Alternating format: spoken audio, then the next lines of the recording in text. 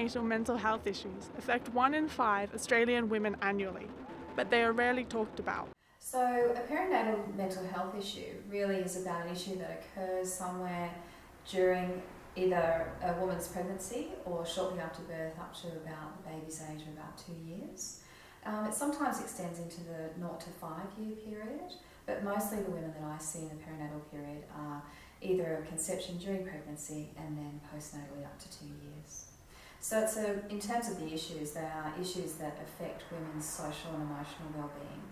The best way to describe my experience is like my brain just imploded or broke. My mind just got stuck on an intrusive thought which just played over and over in my mind 24 hours a day, and I couldn't control it or get rid of it.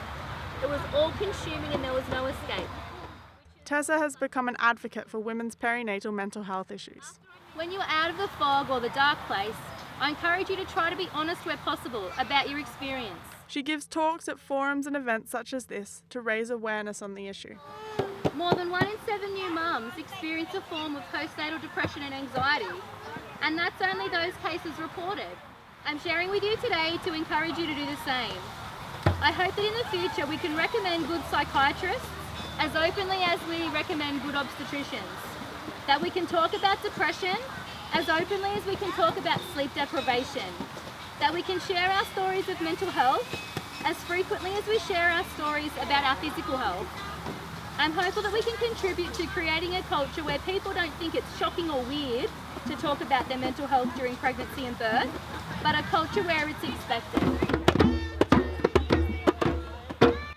It is well known that mental illness does not discriminate. However, dealing with a mental health issue is often particularly challenging for new parents. And a lot of people think, and I certainly did before I gave birth, I was like, yeah, I've got this. I've had everything in my life. I've got it. And it took going through that again and failing dismally at it to realise that I don't have this. Hayley felt that her issues with postnatal mental health impacted all aspects of her life, especially her career.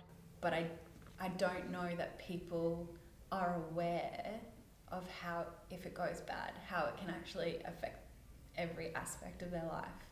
And maybe that's what we should talk about, not just the actual birth and how awful that is, because everybody knows that, but it's how you come back and build from that once everything changes because of one thing.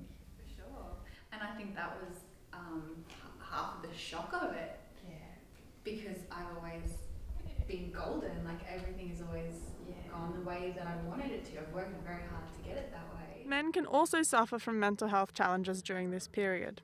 I think that they get a pretty rough trot in it when things go bad, and like I know for me personally, a lot of my reaction and hatred and disappointment and suffering, he was the sounding board for that, and I think that takes a really strong man to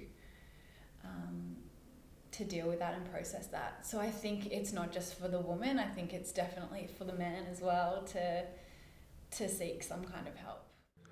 One of the most important things we can do is help promote an understanding of how challenging perinatal mental health is and how it can impact the workplace.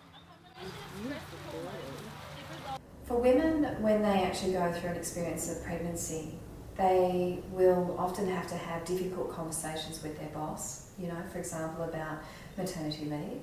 It's often a stressor about whether they're going to be replaced at the time when they leave or whether they actually have a job to return to. So there are often these sort of occupational hazards that come up through these conversations. But many workplaces still fail to acknowledge the difficulty faced by many women in dealing with their perinatal mental health. If you or anyone you know might need help, you can call the Perinatal Anxiety and Depression Helpline and contact a medical professional.